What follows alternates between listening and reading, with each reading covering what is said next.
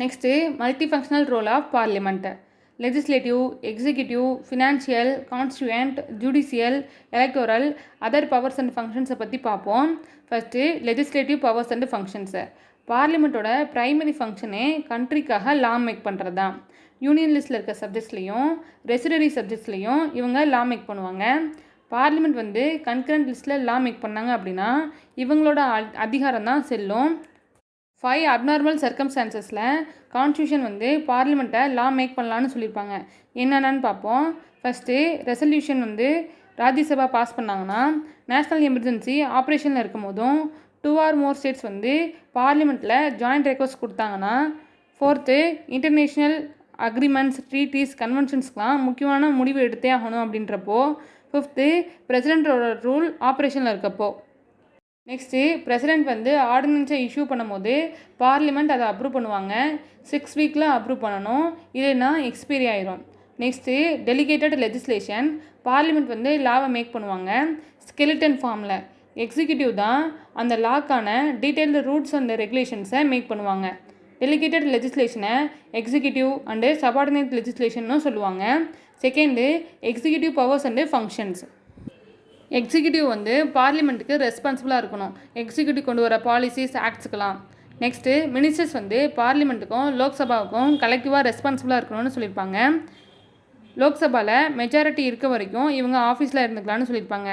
Parliament வந்து எக்ஸிக்யூட்டிவில் சில controls வச்சுருப்பாங்க. என்னென்னா கொஷின் ஹாரில் அப்போது 0 hour, ½ an hour discussion, short duration discussion, calling attention motion, adjournment motion, no confidence motion, censure motion. அப்போல்லாம் லோக்சபா வந்து கவர்மெண்ட்டை எங்களுக்கு கான்ஃபிடன்ஸ் இல்லைன்னு தெரிவிக்கிறதுக்கு 5 ways இருக்குது. ஃபஸ்ட்டு பிரசிடென்ட் சொல்கிற விஷயத்துக்கு எந்த ஒரு மோஷனும் பாஸ் பண்ணாமல் இருக்கிறது, மணி பில்லை ரிஜெக்ட் பண்ணுறது, அட்ஜர்ன்மெண்ட் மோஷனை பாஸ் பண்ணுறது, கவர்மெண்ட்டோட முக்கியமான பிரச்சனையில் அவங்கள டிஃபைட் பண்ணுறது, கட் மோஷனை பாஸ் பண்ணுறது. 3rd ஃபினான்ஷியல் பவர்ஸ் அண்டு ஃபங்க்ஷன்ஸை. பார்லிமெண்ட்டோட அப்ரூவ் இல்லாமல் எந்த டேக்ஸும் போடவும் முடியாது, கலெக்ட் பண்ணவும் முடியாது. அதனால தான் பார்லிமெண்ட் முன்னாடி பட்ஜெட்டை ப்ளேஸ் பண்ணி அப்ரூவ் பண்ணுவாங்க. பார்லிமெண்ட் வந்து கவர்மெண்ட்டோட ஸ்பெண்டிங், அவங்களோட ஃபினான்ஷியல் பெர்ஃபார்மன்ஸை கேர்ஃபுல்லாக எக்ஸாமின் பண்ணுவாங்க. எது மூலமானா ஃபினான்ஷியல் கமிட்டிஸ் அப்பாயிண்ட் பண்ணி.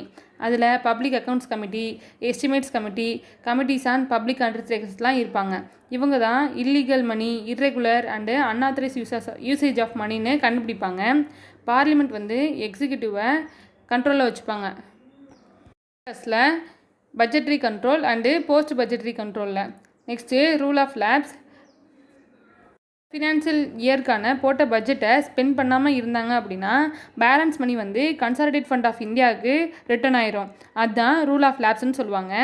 மார்ச் ரஷ் அந்த மாதிரி கன்சாலிடேட் ஃபண்ட் ஆஃப் இந்தியாவுக்கு போகக்கூடாதுங்கிறதுக்காக இவங்க வேகமாக எல்லா செலவையும் பார்ப்பாங்க. 4th constituent powers and functions.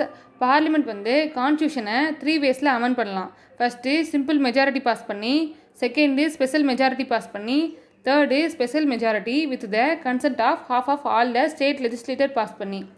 5th judicial powers and functions. Parliament பிரசிடெண்ட்டை இம்பீச் பண்ணி ரிமூவ் பண்ணலாம். எதுக்குன்னா கான்ஸ்டியூஷனை வயலேட் பண்ணுறதுக்காக. செகண்டு வைஸ் பிரசிடெண்ட்டை ரிமூவ் பண்ணலாம். 3rd supreme court judge, high court judge, chief election commissioner, காம்ப்ட்ரோலர் and auditor ஜெனரலை remove பண்ணுறதை பற்றி பிரசிடெண்ட்டுக்கு ரெக்கமெண்டேஷன் கொடுக்கலாம். பார்லிமெண்ட்டோட மெம்பர்ஸோ இல்லை அவுட் சைடர்ஸோ அந்த பார்லிமெண்ட்டை அவமதித்து நடத்தாங்கன்னா அவங்க பனிஷ் பண்ணுறதுக்கு உரிமை பார்லிமெண்ட் இருக்குது. 6th எலக்டோரல் பவர்ஸ் அண்டு ஃபங்க்ஷன்ஸை. பிரசிடெண்ட்டோட எலெக்ஷன், வைஸ் பிரசிடெண்ட்டோட எலெக்ஷன்லாம் பார்லிமெண்ட் வந்து பார்ட்டிசிபேட் பண்ணுவாங்க. லோக்சபாவில் ஸ்பீக்கர் அண்ட் டெபுட்டி ஸ்பீக்கரை எலெக்ட் பண்ணுவாங்க. ராஜ்யசபா வந்து டெபுட்டி சேர்மனை எலெக்ட் பண்ணுவாங்க. பார்லிமெண்ட் வந்து பிரசிடெண்ட், வைஸ் பிரசிடெண்ட் எலெக்ஷனுக்காக லாஸை மேக் பண்ணலாம். Parliament presidential and vice presidential election act 1952, representation of people act 1950, 1951 எனாக்ட் பண்ணியிருக்காங்க. 7th other powers and functions. Parliament தான் ஹையஸ்ட் டெலிபரேட்டிவ் பாடியாக இருப்பாங்க. நேஷ்னல் அண்டு இன்டர்நேஷ்னல் இம்பார்ட்டன்ஸ்க்கான டிஸ்கஷனை இவங்க பண்ணுவாங்க. இவங்க 3 types ஆஃப் எமர்ஜென்சியை அப்ரூவ் பண்ணுவாங்க. இந்த எமர்ஜென்சியை பிரசிடெண்ட் தான் ப்ரொக்ளைம் பண்ணுவார். Next state legislative assembly recommend பண்ணாங்க அப்படின்னா ஸ்டேட் லெஜிஸ்லேட்டிவ் கவுன்சிலை க்ரியேட்டும் பண்ணலாம், அபாலிஷனும் பண்ணலாம். ஒரு ஏரியாவை இன்க்ரீஸ் பண்ணுறது, டிக்ரீஸ் பண்ணுறது, பவுண்ட்ரியை ஆல்டர் பண்ணுறது, ஸ்டேட்டோட நேமை மாற்றுறதுலாம் பார்லிமெண்ட் பார்ப்பாங்க. 2 or more ஸ்டேட்ஸுக்கு வந்து காமன் ஹைகோர்ட்டை எஸ்டாப்ளிஷ் பண்ணுறதையும் பார்லிமெண்ட் பார்ப்பாங்க. Next position of Rajya Sabha. Rajya Sabha வந்து லோக்சபாவில் எந்த விஷயத்தில் ஈக்குவல் ஸ்டேட்டஸ் இருக்குதுன்னு பார்ப்போம். Ordinary bill, constitutional amendment bill, financial பில்லை இன்ட்ரடியூஸ் பண்ணி பாஸ் பண்ணுறதுல லோக்சபாவுக்கு ஈக்குவலாக இருப்பாங்க. Next election and impeachment of president, vice பிரசிடென்ட்டோட எலெக்ஷன் ரிமூவ் பண்ணுறதுல இருப்பாங்க. Chief justice of India, judges of supreme court, high court, comptroller and auditor general, chief election கமிஷனரை ரிமூவ் பண்ணுறதுக்கு பிரசிடெண்ட்டுக்கு ரெக்கமெண்டேஷன் கொடுப்பாங்க. அதுலேயும் ராஜ்யசபாவுக்கு ஈக்குவல் பவர்ஸ் இருக்குது. நெக்ஸ்ட்டு ஆர்டினன்ஸை அப்ரூவ் பண்ணுறதுலையும் ராஜ்யசபாவுக்கு ஈக்குவல் பவர் இருக்குது. 3 டைப்ஸ் ஆஃப் எமர்ஜென்சியை அப்ரூவ் பண்ணுறதுலையும் ராஜ்யசபாவுக்கு ஈக்குவல் பவர் இருக்குது. மினிஸ்டரை செலக்ட் பண்ணுறது, அதாவது பிரைம் மினிஸ்டரையும் சேர்த்து. கான்ஸ்டியூஷனல் பாடிஸ் கொடுக்குற ரிப்போர்ட்டை கன்சிடர் பண்ணுறதுலையும் சுப்ரீம் கோர்ட் அண்டு யூபிஎஸ்சியோட ஜுரிஸ்டிக்ஷன்ஸ், அதாவது சட்ட அதிகாரத்தை அதிகப்படுத்துறதுலையும் ராஜ்யசபாவுக்கும் லோக்சபாவுக்கும் ஈக்குவல் பவர் இருக்குது. எதுலாம் லோக்சபாவுக்கும் ராஜ்யசபாவுக்கும் அன்ஈக்குவல் ஸ்டேட்டஸ் இருக்குதுன்னு பார்ப்போம்.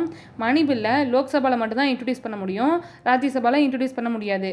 ராஜ்யசபாவில் மணி பில்லை அமெண்ட் பண்ணவோ ரிஜெக்ட் பண்ணவோ முடியாது. லோக்சபா வந்து ராஜ்யசபாவோட ரெக்கமெண்டேஷனை அக்செப்ட் பண்ணிக்கலாம், இல்லைன்னா ரிஜெக்ட் பண்ணிக்கலாம். ஃபினான்சியல் பில் வந்து லோக்சபாவில் இன்ட்ரடியூஸ் பண்ணாலுமே ஆனால் லோக்சபா ராஜ்யசபா மூலமாக தான் பாஸ் ஆகும். ஃபைனல் பவர் வந்து மணி பில்லா இல்லையான்னு சொல்லி டிசைட் பண்ணுறது லோக்சபாவில் இருக்க ஸ்பீக்கர் தான் வந்து ஜாயிண்ட் சிட்டிங் ஆஃப் 2 ஹவுசஸில் தலைமை தாங்குவார். லோக்சபாவுக்கும் ராஜ்யசபாவுக்கும் நடக்கிற பேட்டில், அதாவது கிரேட்டர் நம்பர் ஆஃப் ஓட்ஸ் யார் எடுக்கிறா அப்படின்ற பேட்டிலில் லோக்சபா தான் மேக்ஸிமம் வின் பண்ணுவாங்க. ராஜ்யசபானால் பட்ஜெட்டை டிஸ்கஸ் பண்ண மட்டும்தான் பண்ண முடியும், ஓட் பண்ண முடியாது. நெக்ஸ்ட்டு நேஷ்னல் எமர்ஜென்சியை டிஸ்கண்டினியூ பண்ணுங்கன்னு ரெசல்யூஷன் லோக்சபா மட்டும்தான் பாஸ் பண்ணுவாங்க.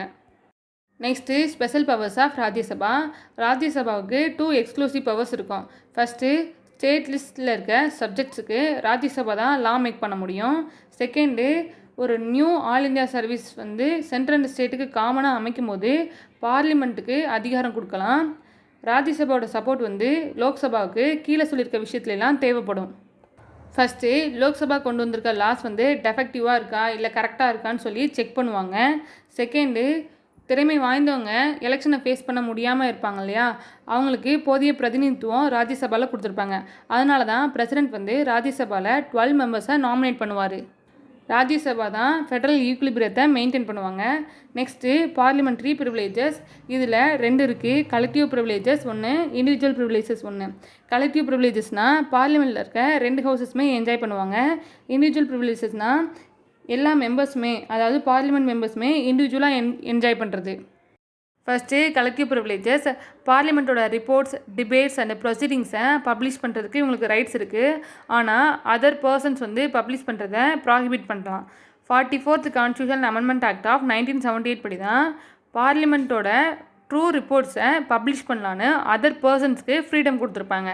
நெக்ஸ்ட்டு ப்ரொசீடிங்ஸில் அந்நியர்களை எக்ஸ்க்ளூட் பண்ணியிருப்பாங்க. சீக்கிரம் சிட்டிங் இவங்க நடத்தலாம். அவங்களோட பிஸ்னஸ் கண்டக்ட்டுக்கு ரூல்ஸ் அண்ட் ரெகுலேஷன்ஸை வந்து மேக் பண்ணிக்கலாம். அவங்களோட மெம்பர்ஸாக இருந்தாலும் சரி, அவுட் சைடர்ஸாக இருந்தாலும் சரி, ப்ரிவிலேஜஸை மீறினவங்கள பனிஷ் பண்ணலாம். நெக்ஸ்ட்டு அரெஸ்ட், டிடென்ஷன், கன்விக்ஷன், இம்ப்ரிஸ்மெண்ட் பண்ணும்போது இவங்க இன்ஃபர்மேஷனை ரிசீவ் பண்ணுறதுக்கு ரைட்ஸ் இருக்குது. பார்லிமெண்ட்டே ஒரு என்கொயரி வச்சு விட்னஸ் இருக்கான்னு பார்ப்பாங்க. சப்போஸ் விட்னஸ் இருந்தால் கோர்ட்டுக்கு அனுப்பி வைப்பாங்க. கோர்ட் வந்து 2 ஹவுஸ் ஆஃப் பார்லிமெண்ட்டையும் என்கொயரி பண்ண முடியாது. எந்த ஒரு பார்லிமெண்ட் மெம்பர்ஸுமே அரெஸ்ட் பண்ணவும் முடியாது, அவங்க மேலே லீகல் ஆக்ஷனும் எடுக்க முடியாது வித்தவுட் ப்ரெசிடிங் ஆஃபீஸரோட பெர்மிஷன் இல்லாமல். Next individual privileges, session of parliament அப்போது மெம்பர் ஆஃப் பார்லிமெண்ட் வந்து அரெஸ்ட் பண்ண முடியாது. ஒரு செஷன் ஆரம்பிக்கிறதுக்கு முன்னாடி 40 டேஸும் ஒரு செஷன் முடிஞ்சு பின்னாடி 40 டேஸும் அரெஸ்ட் பண்ணக்கூடாதுன்னு சொல்லியிருப்பாங்க. ப்ரிவிலேஜஸ் எல்லாம் சிவில் கேசஸில் மட்டும்தான் இருக்குது, கிரிமினல் கேசஸில் இல்லைன்னு சொல்லியிருப்பாங்க. மெம்பர் ஆஃப் பார்லிமெண்ட் வந்து பார்லிமெண்ட்டில் ஃப்ரீடமாக பேசிக்கலாம். எந்த மெம்பரும் கோர்ட்டுக்கு பதில் சொல்லணும்னு அவசியம் கிடையாது. கோர்ட்டில் எவிடன்ஸாக அப்பியர் ஆகிறதுக்கும் விட்னஸாக அப்பியர் ஆகிறதுக்கும் ரெஃப்யூஸ் பண்ணலான்னு சொல்லியிருப்பாங்க. தேங்க்யூ ஃபார் வாட்சிங். இந்த வீடியோ உங்களுக்கு பிடிச்சிருந்தா லைக் பண்ணுங்கள், ஷேர் பண்ணுங்கள், சப்ஸ்கிரைப் பண்ணுங்கள்.